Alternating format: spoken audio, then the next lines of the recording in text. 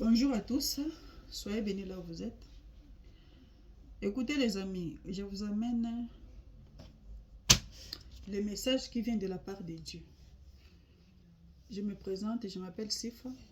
Je ne suis ni maman pasteur, ni prophétesse, mais je suis une personne ordinaire qui dort, qui reçoit des révélations. Et j'attends la voix qui me dit, va et dis-leur. Dis-leur de se préparer car les temps difficiles approchent. Ils doivent se préparer spirituellement. Deux formes de préparation. Première forme, une préparation spirituelle, c'est-à-dire avoir Dieu, Jésus-Christ au centre de votre vie. Et deuxième préparation, une préparation physique. Stocker la nourriture, l'eau et les lampes pour plusieurs mois. Parce que dans les jours qui viennent, il n'y aura plus de nourriture sur les supermarchés. Alors s'il y en aura, ça sera trop peu, mais trop coûté, très cher. Stocker la nourriture pour plusieurs mois. Moi, on m'avait donné la date de 3 ans. Alors, stocker selon votre possibilité. Malgré que vous allez stocker la nourriture, le message est que mettez le Seigneur Jésus-Christ au centre de votre vie pour faire face à tout ce qui va venir, à tout ce qui viendra. La guerre, les tremblements de terre, les inondations, la famine qui va frapper comme pas possible. Parce que comprenez que nous vivons dans les derniers jours. Nous ne sommes plus au temps de Genèse ni au temps de Matthieu. Nous sommes déjà au temps d'Apocalypse. Les temps difficiles déjà se manifestent. De l'autre côté du monde, vous attendez déjà les tensions, des guerres. Ce n'est plus une menace. Ok. Les guerres, menaces des guerres, les bruits des guerres. Vous comprenez, non? C'est-à-dire que la guerre va apporter la famine. Et la famine va apporter la mort. Et quand vous lisez la Bible bien, vous verrez qu'il y a quatre chevals. Donc, chacun a son rôle. Réveillez-vous les amis. Stockez la nourriture, les riz, l'haricot, les farines, les tomates, les sucres, du sel. Ne mettez rien dans le frigo parce qu'il y aura blackout partout dans le monde entier. Dans les chaos ou bien dans la guerre, il n'y a personne qui va ouvrir sa boutique pour vous vendre quelque chose. C'est ce que vous allez stocker. C'est ce qui vous aidera au moment difficile. Alors l'Éternel nous a fait comprendre que la guerre va tuer, oui, mais ce qui va tuer de plus, c'est la famine. Parce que les gens n'auront pas de quoi manger. Alors si vous avez les possibilités de stocker, stockez. La nourriture, l'eau et les lampes. Plantez. Si vous avez moins d'acheter l'espace, achetez l'espace, plantez. C'est chez vous, dans votre parcelle, s'il y a de l'espace, préparez l'espace pour planter. Stockez la nourriture un peu, la nourriture sec. Les poissons salés, les poissons fumés, des boîtes de conserve, tout.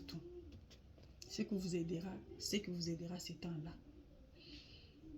Ça, c'est la première partie. Il y aura deuxième partie. Il y aura plusieurs parties jusqu'à ce que je vais donner tout ce que le Seigneur a montré. Et je vais vous expliquer pourquoi ce que nous avons reçu, comment est-ce que... Si vous lisez la parole, vous verrez que dans les livres d'Exode, dans les livres de Genèse, dans l'ancien temps, il y avait aussi les famines qui avaient frappé à ces temps-là. C'est pourquoi aujourd'hui nous connaissons Joseph grâce à l'histoire de la famine aussi qui s'était passée à ces temps-là. Joseph étant serviteur de Dieu, le fils de Jacob, avait stocké. Joseph n'a pas dit le Seigneur pourvoira. Joseph avait stocké parce que l'Éternel avait dit stocker. Le message ici, j'ai donné ça 2022. j'ai donné ça. Je suis passée comme ça à la télé, j'ai donné. Ceux qui me connaissent, me connaissent. D'accord. Donc, le nom de la chaîne, en fait, c'est stocker, planter et prier. Le message va passer. Il y a un autre... sur Facebook, je mets en lingala. Sur YouTube, je mets en français. Les amis, je vous assure que si vous ne stockez pas la nourriture, parce que j'ai donné le message, les gens ne croyaient pas, je recevais même les insultes et tout et tout. Mais moi, je vois que le temps est là. Comprenez qu'il y a des menaces là-bas, Iran, Israël. Si la guerre commence, je crois le cheval de la guerre, c'est rouge. Hein? Rouge représente le sang. Le cheval de la famine, c'est noir. Ça représente la famine. Pour que le Seigneur puisse me révéler que la famine arrive, j'avais vu les sauterelles chez moi. Les sauterelles. Un gros sauterelle que moi-même je me suis demandé, mais ça fait très longtemps, je suis ici en Afrique d'ici, je n'ai jamais vu des sauterelles. Les gros sauterelles viennent faire quoi chez moi? Et ce qui était étonné, que les sauterelles me regardaient. Comme s'ils voulaient me parler. J'étais effrayée. Quand je suis entrée à la maison, mes enfants me disent, maman, quand tu n'étais pas là, on a vu un petit sauterelle à la maison.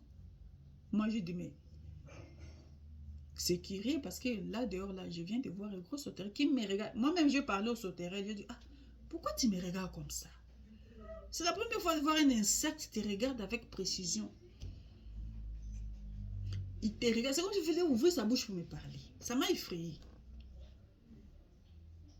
J'ai demandé au sauterelle, j'ai parlé, j'ai dit, pourquoi tu me regardes comme ça? Qu'est-ce qu'il y a? Tu as quelque chose à me dire? J'ai dit ça au sauterelle, j'ai demandé au sauterelle. Alors, quand je suis entrée chez moi à la maison, les enfants me disent que maman, voilà un sauterelle ici, ça fait longtemps qu'on n'a pas vu. Moi, j'ai dit, c'est pas possible. Il y a quelque chose.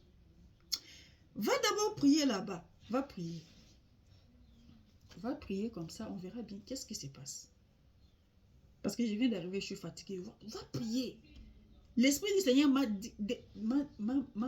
permis d'envoyer ma fille d'aller prier pour savoir qu'est-ce qui se passe parce que c'est un peu étrange.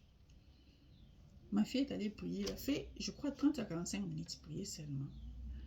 L'enfant est descendu avec le message venant du Seigneur en disant ceci, maman, la famine arrive. Moi, j'ai vu des gens très, très maigres. Ils ont mis les t-shirts. Mais les t-shirts étaient tellement gros sur leur corps parce que les gens étaient maigres. Ça se voyait que les gens avaient faim. Alors ces gens-là étaient pieds nus. C'était trop dur pour eux. Ils frappaient porte à porte. Ils allaient de porte à porte, frapper la porte, demander la nourriture aux gens. C'était comme ça. Les soirs, nous nous sommes réunis en famille, nous avons prié. Nous avons demandé au Seigneur, Père, explique-nous ce qui se passe. Moi, quand ma fille m'avait dit, c'était pendant la journée, j'étais effrayée. J'étais effrayée parce que il y avait 2, 3, 4 mois passés. Non, il y avait, oui. J'avais fait un rêve que... Là, c'était 2022, c'est ce que je vous dis ici. Quand je dormais, je me voyais en train de planter la nourriture. Les patates, les légumes, les haricots, tout et tout. C'était la façon que le Seigneur me disait, préparez-vous, les temps difficiles approchent. Alors, je n'entrais pas à prier pour demander exactement, Seigneur, qu'est-ce qui se passe? Quand le Seigneur a envoyé les sauterelles, j'ai envoyé ma fille d'aller prier. L'enfant a descendu avec la révélation. Ça n'a pas attendu 2 jours. Les mêmes jours. Ça m'a effrayé. J'ai senti mon corps séparé avec les seins et... Vous comprenez? C'est comme si je me suis sentie malade de la façon que ma fille m'avait expliqué. Les soirs, nous sommes réunis en famille, nous avons prié. J'ai demandé encore au Seigneur, Père, qu'est-ce qu'il y a? Parlez-nous un peu encore, parlez-nous encore. Qu'est-ce qui se passe? Il y a des choses qui arrivent au comment? Parce que 2 jours avant, j'avais écouté l'une de mes sœurs qui parlait, qui disait, la famine approche. Préparez-vous. Moi, j'ai dit, ah, c'est sérieux. on va prier. Le Seigneur nous a confirmé, même jour, la nuit là, qu'une grande famine approche. Nous devons nous préparer, stocker la nourriture pour 3 ans. Et il n'y aura pas d'électricité pour plusieurs mois. Il faut vraiment se préparer à conséquence, acheter maintenant, parce que c'est maintenant que nous aurons les moyens de stocker en quantité. Parce que dans les jours qui viennent, quand ça sera difficile, quand la guerre va commencer, quand il n'y aura pas d'électricité, il n'y aura pas d'internet, il n'y aura pas moyen d'acheter beaucoup de quantités, parce que la nourriture sera contrôlée. Ça m'avait beaucoup dérangé. J'ai dit, moi je suis une mère. Donc il faudra nous préparer. On doit nous préparer. Je suis passée à la télé. J'avais ouvert une chaîne là, intitulée Stock alimentaire et plantation. Et j'ai mis les messages dedans. Aujourd'hui, sur cette chaîne, j'ai intitulé la chaîne Stocker, planter et prier. C'est-à-dire, c'est quelque chose comme ça. Un titre. Le nom de la chaîne est simple pour permettre de pousser l'attention des gens. Écoutez les amis, il y a des gens qui se sont mangés à la Bible. Lisez des rois 28-29. Les gens se sont entendus qu'aujourd'hui, nous allons vous manger, on va se manger. Aujourd'hui, tu me donnes ton enfant, on prépare ton enfant, on mange. Demain, nous allons manger mon enfant, donc ainsi de suite. Si vous voulez manger vos enfants, eh bien, ne stockez pas. Hein? Parce que, ne stockez pas. Parce que j'attends des commentaires tels qu'à l'époque, là, c'était que, ah, où est-ce qu'on aura l'argent? À ce moment, toi, tu prépares, où est-ce que tu as l'argent? Est-ce qu'on aura l'argent de stocker beaucoup de quantités? Il y a trop de... Vous savez, avec l'incrédulité, plus c'est le manque d'obéissance, tout ça, c'est ce qui va vous tuer. Il ne faut pas aller d'une seule fois, tu vois, tu achètes tout à la fois. Mais le problème est que quand tu fais ta provision à la maison, tu sais que par exemple, j'ai acheté 1 kilo de sucre pour la maison, tu achètes encore un. Pour les temps difficiles, tu gardes. Vous vous plaignez beaucoup, mais les jours là, vous allez même regretter pourquoi vous n'avez pas mis même 1, 2, 3 sacs de riz à la maison. Parce que le temps très dur approche. Si la guerre commence, je vous assure qu'il n'y aura pas moyen d'import, export, tout ça là, les mouvements des bateaux, amener la nourriture. Nous en Afrique ici, on ne se suffit pas. Nous dépendons des Européens, des Américains, tout. Et dès que la guerre arrive comme ça sera difficile de stocker des quantités. Souvenez-vous, lors de Corona-19, là, c'était difficile de prendre même des papiers hygiéniques. On te dit, prends un parce qu'il y a toute une file qui attend là-bas. Et aussi, ils ont besoin des papiers hygiéniques. Les rayons des papiers hygiéniques, des sucres, des farines, des riz, n'étaient pas disponibles. Tous ces aliments-là. Parce que ce sont les aliments de base. Les gens prenaient les spaghettis, les riz, les sucres, tout, à quantité. Et c'était entré à pénurie parce que les gens en avaient besoin. Maintenant, dans les jours qui viennent ici, préparez-vous maintenant parce que dans les jours qui viennent, les amis, ça sera très difficile. Il y a des confinements qui viennent là-bas. Il y a des maladies qui vont frapper plus que le coronavirus. Il y aura des confinements. Il n'y aura pas moyen de sortir, aller acheter parce que personne ne sera sur les supermarchés. Avec les calamités qui vont se suivre, personne ne sera sur les supermarchés pour te vendre quoi que ce soit. Je vous en prie, stockez la nourriture. Je sais qu'il y a beaucoup de distractions aujourd'hui. Les gens sont aveuglés. Les gens vivent dans la distraction. C'est pourquoi la Bible dit, ces jours-là seront comme les jours de Noé. Vous savez, ces temps difficiles, ça prépare l'arrivée d'Antichrist. Alors, ils doivent changer les choses. Ils doivent introduire de nouvelles ordres mondiales. Alors, il faut qu'il y ait les chaos pour nous faire accepter tout ça. Et ils vont attaquer nos ventres. C'est la famine. Ils vont attaquer nos ventres. Parce que la ventre qui a faim n'écoute plus rien. C'est-à-dire, ils vont coincer du côté de la nourriture. Tu risques de prendre les marques de la bête à cause de la famine. Alors, quand le Seigneur dit stock, le Seigneur sait pourquoi. Parce que, par exemple, il y aura un moment donné, ils vont coincer les choses pour faire introduire quelque chose. Alors, toi, tu ne seras pas en mesure d'accepter cette chose-là si tu es préparé, spirituellement comme physiquement. D'accord? Donc, préparez-vous à conséquence.